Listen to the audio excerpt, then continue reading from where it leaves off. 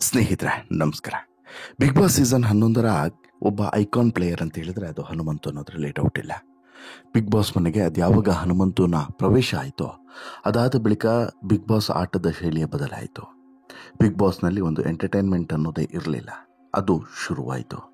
Big ಬಾಸನ್ನು ಬೇರೆ ರೀತಿಯಲ್ಲಿ ನೋಡುವಂತಹ ಶೋ ಆಗಿ ಬದಲಾಯಿಸಿಬಿಡ್ತು ಹನುಮಂತು ಎಂಟ್ರಿ. ಈಗ ಹನುಮಂತು ಒಬ್ಬ ಲಾಜಿಕಲ್ ಪ್ಲೇಯರ್, ಹನುಮಂತು ಒಬ್ಬ ಲಾಜಿಕಲ್ ಆಗಿ ಮಾತನಾಡುವಂಥ ವ್ಯಕ್ತಿ. ಜೊತೆಗೆ ಹನುಮಂತು ಏನಾದರೂ ಒಂದು ಪ್ರಶ್ನೆಯನ್ನು ಕೇಳ್ದ ಅಂತ ಹೇಳಿದ್ರೆ ಅದು ತರ್ಕಕ್ಕೆ ಬದ್ಧವಾದದ್ದು. ಅಂದರೆ ಸಾಕಷ್ಟು ಜನ ಅದಕ್ಕೆ ಉತ್ತರನೇ ಕೊಡೋಕ್ಕೆ ಸಾಧ್ಯವಿಲ್ಲ ಅಂಥ ಪ್ರಶ್ನೆಗಳನ್ನು ಕೇಳ್ತಾನೆ ಅನ್ನೋದು ಈಗಾಗಲೇ ಸಾಬೀತಾಗಿದೆ. ಜೊತೆಗೆ ಸುದೀಪ್ ಅವರ ಮುಂದೆಯೂ ಕೂಡ ಹನುಮಂತು ಮಾತನಾಡುವಂಥ ಶೈಲಿಯನ್ನು ನೀವು ಗಮನಿಸಿದ್ರೆ ಇದು ಸ್ಪಷ್ಟವಾಗಿ ಗೊತ್ತಾಗುತ್ತೆ. ಸುದೀಪ್ ಅವರು ಕೂಡ ಹನುಮಂತು ಕೆಲವೊಂದು ಉತ್ತರಗಳಿಗೆ ನೆಕ್ಸ್ಟ್ ಏನು ಪ್ರಶ್ನೆಯನ್ನು ಕೇಳೋದು ಅಂತ ಹೇಳ್ಬಿಟ್ಟು ಸೈಲೆಂಟ್ ಆಗಿಬಿಡ್ತಾರೆ. ಆ ರೀತಿಯಾಗಿ ಕೌಂಟರ್ ಪ್ರಶ್ನೆಯನ್ನು ಕೊಡೋದರಲ್ಲಿ ಹನುಮಂತು ಎತ್ತಿದ ಕೈ. ಹೀಗೆ ಸಾಕಷ್ಟು ಸಲ ಆಗಿದೆ. ಹೀಗಾಗಿ ಹನುಮಂತುವನ್ನು ಲಾಜಿಕಲ್ ಪ್ಲೇಯರ್ ಅಂತ ಹೇಳಿ ಕರಿಬೋದು. ಮತ್ತು ಹನುಮಂತು ಬಿಗ್ ಬಾಸ್ ಮನೆಯಲ್ಲಿ ಇದ್ದಷ್ಟು ದಿನವೂ ಕೂಡ ಹನುಮಂತು ಬಿಗ್ ಬಾಸ್ನ ಐಕಾನ್ ಪ್ಲೇಯರ್ ಆಗಿ ಆಡ್ತಾನೆ ಅನ್ನೋದರಲ್ಲಿ ಡೌಟ್ ಇಲ್ಲ. ಹಾಗೆ ನೋಡಿದ್ರೆ ಹನುಮಂತು ಬಿಗ್ ಬಾಸ್ ಮನೆಯ ಒಳಗಡೆ ಇರುವಂಥ ಅಷ್ಟೂ ಜನ ಸ್ಪರ್ಧಿಗಳಿಗೆ ಒಬ್ಬ ಪ್ರಬಲ ಪ್ರತಿಸ್ಪರ್ಧಿ. ಬಟ್ ಅದನ್ನು ಎಲ್ಲೂ ಕೂಡ ತೋರಿಸ್ಕೊಳ್ತಿಲ್ಲ. ಈಗ ನೋಡಿ, ಉಗ್ರಂ ಮಂಜು ಇರ್ಬೋದು, ತ್ರಿವಿಕ್ರಮ್ ಇರ್ಬೋದು, ಶಿಶಿರ್ ಇರ್ಬೋದು, ಹಾಗೆಯೇ ಇನ್ನುಳಿದಂಥ ಸ್ಪರ್ಧಿಗಳಿರ್ಬೋದು. ಇವರೆಲ್ಲರೂ ಕೂಡ ನಾವು ಸ್ಟ್ರಾಂಗು ಅಂತ ಹೇಳಿ ತೋರಿಸ್ಕೊಳ್ಳುವಂಥ ಪ್ರಯತ್ನವನ್ನು ಮಾಡ್ಕೊಳ್ತಾ ಕೆಲವೊಂದು ಕಡೆ ತಪ್ಪನ್ನು ಮಾಡ್ತಿದ್ದಾರೆ, ಕೆಲವೊಂದು ಕಡೆ ಎಡವಟ್ಟನ್ನು ಮಾಡಿಕೊಳ್ತಿದ್ದಾರೆ, ಕೆಲವೊಂದು ಕಡೆ ದ್ವೇಷವನ್ನು ಸೃಷ್ಟಿಸಿಕೊಳ್ತಾ ಇದ್ದಾರೆ. ಸೃಷ್ಟಿ ಆಗ್ತಿರೋದಲ್ಲ, ಸೃಷ್ಟಿಸಿಕೊಳ್ತಿರೋದು, ಆ ರೀತಿ ಮಾಡ್ಕೊಳ್ತಿದ್ದಾರೆ. ಬಟ್ ಹನುಮಂತು ತುಂಬ ಮೈಂಡ್ ಗೇಮನ್ನು ಆಡ್ತಿರುವಂಥ ಪ್ಲೇಯರ್. ನಾನು ಆರಂಭದಲ್ಲಿ ಹನುಮಂತು ಯಾವಾಗ ಬಿಗ್ ಬಾಸ್ ಮನೆಯನ್ನು ಪ್ರವೇಶ ಮಾಡಿದ್ನೋ ಆಗಲೇ ಒಂದು ಸಂಗತಿಯನ್ನು ನಿಮ್ಮ ಮುಂದೆ ಇಟ್ಟಿದ್ದೆ. ಹನುಮಂತು ಮುಗ್ಧ ಅಲ್ಲ, ಹನುಮಂತು ಚಾಲಾಕಿ, ಹನುಮಂತು ಚತುರ ಅಂಥೇಳಿ. ಹಾಗಂದ ಮಾತ್ರಕ್ಕೆ ಇದು ಬಿಗ್ ಬಾಸ್ ಮನೆಗೆ ಬೇಕಾ ಬೇಡವಾ ಅಂತೇಳಿ ಕೇಳಿದ್ರೆ 100ಕ್ಕೆ 200 ಭಾಗ ಬೇಕೇ ಬೇಕು. ಕಾರಣ ಏನು ಅಂತ ಹೇಳಿದ್ರೆ, ಹನುಮಂತು ಥರ ಆಟಗಾರ ಇದ್ದರೆ ಮಾತ್ರ ಒಂದು ರಿಯಾಲಿಟಿ ಶೋ ಸಕ್ಸಸ್ ಆಗೋದಕ್ಕೆ ಸಾಧ್ಯ. ಹನುಮಂತು ಥರ ಇದ್ದರೆ ತಾನೇ ಆ ಆಟಕ್ಕೊಂದು ವ್ಯಾಲ್ಯೂ ಬರೋದಕ್ಕೆ ಸಾಧ್ಯ, ಒಂದು ಎಥಿಕಲ್ ವ್ಯಾಲ್ಯೂ ಕೂಡ ಆ ಆಟಕ್ಕೆ ಇರೋದಕ್ಕೆ ಸಾಧ್ಯ.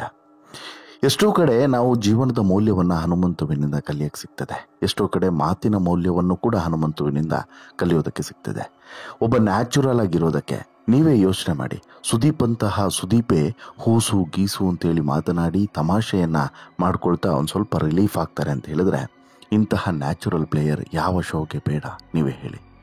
ಇನ್ನು ನಾನು ಈಗಾಗಲೇ ಆತನ ಬಟ್ಟೆ ವಿಚಾರವನ್ನು ಕೂಡ ನಿಮ್ಮ ಮುಂದೆ ಇಟ್ಟಿದ್ದೆ, ಕಳೆದ ಸ್ಟೋರಿಯಲ್ಲಿ ಅದನ್ನು ನಿಮ್ಮ ಮುಂದೆ ಇಟ್ಟಿದ್ದೆ. ಯಾಕೆ ಹನುಮಂತು ಹೆಚ್ಚು ಬಟ್ಟೆಯನ್ನು ಹಾಕೋದಿಲ್ಲ, ಆಮೇಲೆ ಯಾಕೆ 3-4 ದಿನಕ್ಕೊಮ್ಮೆ ಸ್ನಾನವನ್ನು ಮಾಡೋದು ಅಂಥೇಳಿ. ಅಂದರೆ ಅಲ್ಲೊಬ್ಬ ಬಡತನದ ಹನುಮಂತು ಕಾಣಿಸ್ಕೊಳ್ತಾನೆ. ಆಟದ ವಿಚಾರ ಬಂದರೆ ಅಲ್ಲಿ ಡೆಡಿಕೇಟೆಡ್ ಆಗಿರುವಂಥ ಹನುಮಂತು ಕಾಣಿಸ್ಕೊಳ್ತಾನೆ. ಪ್ರಾಮಾಣಿಕತೆಯ ವಿಚಾರ ಬಂದರೆ ಅಲ್ಲೊಬ್ಬ ಪ್ರಾಮಾಣಿಕ ಹನುಮಂತು ಕಾಣಿಸ್ಕೊಳ್ತಾನೆ. ಒಳ್ಳೆತನದ ವಿಚಾರಕ್ಕೆ ಬಂದರೆ ಅಲ್ಲೊಬ್ಬ ಮಾನವೀಯ ಮೌಲ್ಯವುಳ್ಳ ಹನುಮಂತು ಕಾಣಿಸ್ಕೊಳ್ತಾನೆ. ಅಷ್ಟೇ ಯಾಕೆ, ತಮಾಷೆ ಎಂಟರ್ಟೈನ್ಮೆಂಟ್ ಅಂತ ಹೇಳಿ ಬಂದರೆ ಅಲ್ಲೂ ಕೂಡ ಒಬ್ಬ ಹನುಮ ಕಾಣಿಸ್ಕೊಳ್ತಾನೆ. ಸ್ನೇಹ ಅಂತ ಹೇಳಿ ಬಂದರೆ ಅಲ್ಲೂ ಕೂಡ ಹನುಮ ಇದ್ದಾನೆ. ಹೀಗೆ ಎಲ್ಲೆಲ್ಲೂ ಹನುಮಂತ ಕಾಣಿಸ್ಕೊಳ್ತಾ ಇದ್ದಾನೆ. ಜೊತೆಗೆ ಹೆಚ್ಚು ಸ್ಪರ್ಧಿಗಳ ಜೊತೆಗೆ ಬೆರೆಯದೇ ಇದ್ರೂ ಕೂಡ ಹೆಚ್ಚು ಸ್ಪರ್ಧಿಗಳ ದ್ವೇಷವನ್ನು ಈತ ಮಾಡಿಲ್ಲ ಅಥವಾ ಸಂಪಾದಿಸಿಲ್ಲ ಅನ್ನೋದನ್ನು ಕೂಡ ನಾವು ಅರ್ಥ ಮಾಡ್ಕೊಳ್ಬೇಕು. ಅದು ಒಂದು ವಿಚಾರದಲ್ಲಿ ಹನುಮಂತ ಬದಲಾದರೆ ಬಹುಶಃ ಬಿಗ್ ಬಾಸ್ ಮನೆಯ ಆಟದ ಶೈಲಿಯೇ ಬದಲಾಗಿ ಬಿಡ್ಬೋದು ಹನುಮಂತಂದು. ಕಾರಣ ಏನು ಅಂತ ಹೇಳಿದ್ರೆ, ಹೆಚ್ಚು ಕಡಿಮೆ ಸಮಯ ಮಾವ ಸುರೇಶ್ ಜೊತೆಗೆ ಸ್ನೇಹಿತ ಅಥವಾ ಹುಲಿ ಸಿಂಹ ಅಂತೇಳಿ ಕರೆಯುವಂತಹ ಧನರಾಜ್ ಜೊತೆಗೆ ಹನುಮಂತು ಸಮಯವನ್ನು ಕಳೀತಾ ಇರುವಂಥದ್ದು ಸ್ವಲ್ಪ ಹನುಮಂತು ಆಟಕ್ಕೆ ಹಿನ್ನಡೆ ಆಗಬಹುದು. ಅದು ಹೊರತುಪಡಿಸಿದರೆ ಹನುಮಂತು ಉಳಿದ ಎಲ್ಲ ಸ್ಪರ್ಧಿಗಳ ಜೊತೆಗೂ ಬೆರೆತ ಅಂತ ಹೇಳಿದ್ರೆ ಅದು ಬೇರೆದೇ ರೀತಿಯಲ್ಲಿ ಆಗಬಹುದು. ಬಹುಶಃ ಹನುಮಂತಿಗೆ ಆ ಕಂಫರ್ಟ್ ಝೋನ್ ಅವರ ಜೊತೆಗೆ ಬಾರದೇನೂ ಇರ್ಬೋದು. ಕಾರಣ ಏನು ಅಂತ ಹೇಳಿದ್ರೆ, ಧನರಾಜ್ ಆಗಿರ್ಬೋದು, ಗೋಲ್ಡ್ ಸುರೇಶ್ ಆಗಿರ್ಬೋದು, ಇವರಿಬ್ಬರು ಕೂಡ ನ್ಯಾಚುರಲ್ ಆಗಿ ಬಂದವರು, ಯಾವುದೇ ಸೆಲೆಬ್ರಿಟಿ ವ್ಯಾಲ್ಯೂನಿಂದ ಬಂದವರಲ್ಲ. ಹಾಗೆಯೇ ಯಾವುದೇ ಸೆಲೆಬ್ರಿಟಿ ಪಟ್ಟವನ್ನು ಕೂಡ ಹೊತ್ಕೊಂಡವರು ಕೂಡ ಅಲ್ಲ. ನಿಮಗೆ ಗೊತ್ತಿರೋ ಹಾಗೆ ಇವರಿಬ್ಬರು ಕೂಡ ನ್ಯಾಚುರಲ್ ಆಗಿ, ಅಂದರೆ ಈಗ ಬೇರೆ ಯಾವುದೇ ಸ್ಪರ್ಧೆಯನ್ನು ಕಂಪೇರ್ ಮಾಡಿ ಅವರಿಗೆ ಸೀರಿಯಲ್ ಇಂಡಸ್ಟ್ರಿಯ ಟಚ್ ಇದೆ, ಜೊತೆಗೆ ಈ ಪಾಪ್ಯುಲಾರಿಟಿ ಎನ್ನುವಂತಹ ಹಮ್ಮು ಬೆಮ್ಮು ಇದೆ. ಬಟ್ ಇವರಿಬ್ಬರಿಗೆ ಅದು ಯಾವುದೂ ಕೂಡ ಇಲ್ಲ. ಆ ಕಾರಣಕ್ಕೋಸ್ಕರ ಇವರ ವೇವ್ ಲೈನ್ ಮ್ಯಾಚ್ ಆಗಿರಬಹುದು. ಆ ಕಾರಣಕ್ಕೋಸ್ಕರ ಇವರು ಇಲ್ಲಿ ಒಟ್ಟಿಗೆ ಆಟ ಆಡ್ತಿರ್ಬೋದು ಅಥವಾ ಒಟ್ಟಿಗಿರ್ಬೋದು, ಸ್ನೇಹವನ್ನು ಸಂಪಾದನೆ ಮಾಡಿರ್ಬೋದು. ಅದು ಹೊರತುಪಡಿಸಿ ಬೇರೇನೂ ಇಲ್ಲ ಅನ್ನೋದು ಸತ್ಯ. ಅಷ್ಟೇ ಅಲ್ಲ, ಹನುಮಂತು ಬಿಗ್ ಬಾಸ್ ಮನೆಯ ಆಟದ ಶೈಲಿಯನ್ನು ಬದಲಾಯಿಸಿದಂತಹ ಒಬ್ಬ ಚಾಣಕ್ಯ ಚತುರ ಅಂತಲೂ ಕೂಡ ಹೇಳ್ಬೋದು. ಯಾಕಂತ ಹೇಳಿದ್ರೆ ಹನುಮಂತು ಎಲ್ಲೆಲ್ಲಿ ತನ್ನ ಆಟವನ್ನು ಆಡಬೇಕು ಅಲ್ಲಿ ಮಾತ್ರ ತನ್ನ ಆಟವನ್ನು ಆಡ್ತಾನೆ. ಅದು ಬಿಟ್ಟರೆ ಬೇರೆ ಎಲ್ಲೂ ಕೂಡ ಹನುಮಂತು ತನ್ನ ಆಟದ ಶೈಲಿಯನ್ನು ಅಥವಾ ತನ್ನ ಆಟವನ್ನು ತೋರಿಸೋದಿಲ್ಲ. ಬಹುತೇಕ ಒಬ್ಬನೇ ಇರ್ತಾನೆ ಅಥವಾ ಯಾರ ಜೊತೆಗಿದ್ರೂ ಕೂಡ ಏನೂ ಕೂಡ ಹೇಳದಂತಹ ಮತ್ತು ಏನು ಮಾತನಾಡದಂತಹ ಮುಗ್ಧ ಮತ್ತು ಸೈಲೆಂಟ್ ವ್ಯಕ್ತಿತ್ವದ ಹುಡುಗ ಈತ. ಇನ್ನು ಹನುಮಂತು ಬಿಗ್ ಬಾಸನ್ನು ಗೆಲ್ಲಲೇಬೇಕು ಅಂತೇಳಿ ಬಂದಂತಹ ಪ್ಲೇಯರ್ ಕೂಡ ಅಲ್ಲ ಅನ್ನೋದನ್ನು ಗಮನಿಸಬೇಕು. ಯಾಕೆಂತ ಹೇಳಿದ್ರೆ ಇಲ್ಲಿ ಹನುಮಂತು ಮನಸ್ಸು ಮಾಡಿದ್ದಿದ್ರೆ ಅಥವಾ ಹನುಮಂತು ಎಲ್ಲೇ ಹೇಳಿದ್ರೂ ಕೂಡ ಆತನಿಗೆ ಏನು ಬೇಕೋ ಅದನ್ನು ದಕ್ಕಿಸ್ಕೊಳ್ಳುವಂಥ ಶಕ್ತಿ ಇದೆ ಮತ್ತು ಪ್ರೀತಿಯಿಂದ ಗೆಲ್ಲುವಂಥ ಸಾಮರ್ಥ್ಯ ಇದೆ. ಆದರೆ ಎಲ್ಲೂ ಕೂಡ ಹನುಮಂತು ಆ ರೀತಿ ವರ್ತನೆಯನ್ನೇ ಮಾಡಲಿಲ್ಲ. ನೀವು ಗಮನಿಸಿ, ಎಲ್ಲಾದರೂ ಹನುಮಂತು ಬಾಯಲ್ಲಿ ಇಲ್ಲ ನಾನೇ ಬಿಗ್ ಬಾಸನ್ನು ಗೆಲ್ಲೋದು ಅನ್ನುವಂಥ ಪದ ಬಂದಿದೆಯಾ? ಸಾಧ್ಯನೇ ಇಲ್ಲ ಅಲ್ವಾ? ಅದಕ್ಕೆ ಹೇಳ್ತಿರೋದು ಇಲ್ಲಿ ಹನುಮಂತು ರೀತಿಯೇ ಆಟ ಆಡ್ತಿದ್ದಾನೆ. ಇನ್ಫ್ಯಾಕ್ಟು ನೀವು ಗಮನಿಸಿರ್ಬೋದು, ಆತ ಕ್ಯಾಪ್ಟನ್ ಆದಂಥ ವಾರದಲ್ಲಿ ಎಲ್ಲೂ ಕೂಡ ಆತ ಫ್ರೆಂಡ್ಶಿಪ್ ಅಂತೇಳಿ ಮುಖ ನೋಡಲಿಲ್ಲ. ಗೋಲ್ಡ್ ಸುರೇಶನ್ನು ಕೂಡ ಬಿಡಲಿಲ್ಲ, ಧನರಾಜ್ ಆಚಾರ್ಯನನ್ನು ಕೂಡ ಬಿಡಲಿಲ್ಲ. ಇಬ್ಬರನ್ನು ಕೂಡ ನಾಮಿನೇಟ್ ಮಾಡ್ದ. ಅವತ್ತೇ ಎಲ್ಲರ ಹೃದಯವನ್ನು ಕೂಡ ಗೆದ್ದುಬಿಟ್ಟ. ಈ ರೀತಿ ಸಕ್ಸಸ್ಫುಲ್ಲಾಗಿ ಒಂದು 2-3 ವಾರಗಳ ಕಾಲ ನ್ಯಾಚುರಲ್ ಆಗಿ, ಅದು ಕೂಡ ನ್ಯಾಚುರಲ್ ಆಗಿರೋದು ಅಷ್ಟು ತಮಾಷೆನೇ ಅಲ್ಲ. ಆ ವಿಚಾರದಲ್ಲಿ ಹನುಮಂತು ಸಕ್ಸಸ್ಸೇ. ಬಿಗ್ ಬಾಸ್ ಮನೆಯ ಅಂತಿಮ ಘಟ್ಟದವರೆಗೂ ಕೂಡ ಹನುಮಂತು ಹೋಗಿ ಅಂತಿಮವಾಗಿ ಟ್ರೋಫಿಯನ್ನು ಗೆದ್ದರೂ ಕೂಡ ಇದೇ ಸಿಂಪಲ್ ಸಿಟಿಯಿಂದ ಅಚ್ಚರಿ ಏನಿಲ್ಲ. ಈಗ ಹನುಮಂತು ಬಟ್ಟೆ ವಿಚಾರ ಅಥವಾ ಹನುಮಂತು ಸ್ನಾನದ ವಿಚಾರ ಬಂದಾಗಲೂ ಕೂಡ ಇದೇ ಮಾತುಗಳು ಕೇಳಿಬಂತು.